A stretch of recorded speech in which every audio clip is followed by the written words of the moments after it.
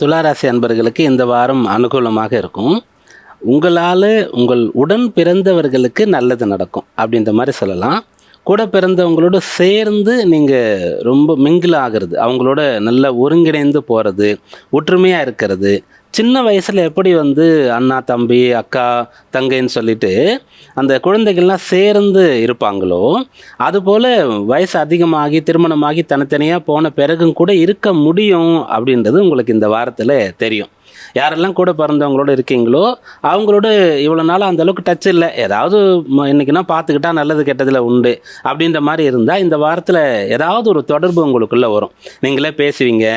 அப்போது உங்களுக்குள்ளே விஷயங்களை பரிமாறிக்கொள்ள முடியும். ஒருத்தர் வீட்டுக்கு ஒருத்தர் போய் வர முடியும். ஒருத்தர் கஷ்டப்பட்டு இருக்கீங்க, ஒருத்தர் நல்லா இருக்காருன்னு சொன்னால் அவர் உங்களுக்கு கை தூக்கி விடுவார்.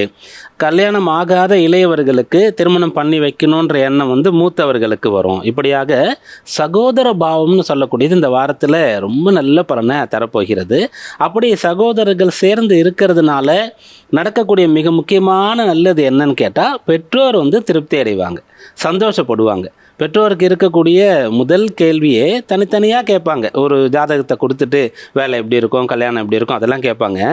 ஆனால் எங்கே இருந்து எப்படிப்பட்ட பெற்றோர் வந்தாலும் சரி, மிகப்பெரிய கோடீஸ்வரர்களாக இருந்தாலும் சாமானியமானவர்களாக இருந்தாலும் சரி, படித்தவர்கள் படிக்காதவர்களாக இருந்தாலும் சரி, அவங்க அந்த ஜாதகத்தில் ஒரு கேள்வியை தவறாமல் கேட்பாங்க. என்னென்னா, என் பிள்ளைங்க சேர்ந்து இருப்பாங்களா, எனக்கு அப்புறம் அவங்க ஒன்றா இருப்பாங்களா அப்படின்ற மாதிரி கேட்பாங்க.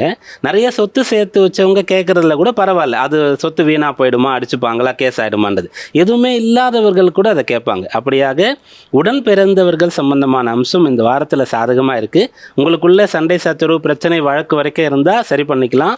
ஒருத்தருக்கு ஒருத்தர் நல்லது பண்ணிக்கலாம். ஒருத்தரோட ஒருத்தர் சேர்ந்து இருந்து சந்தோஷப்படலாம்.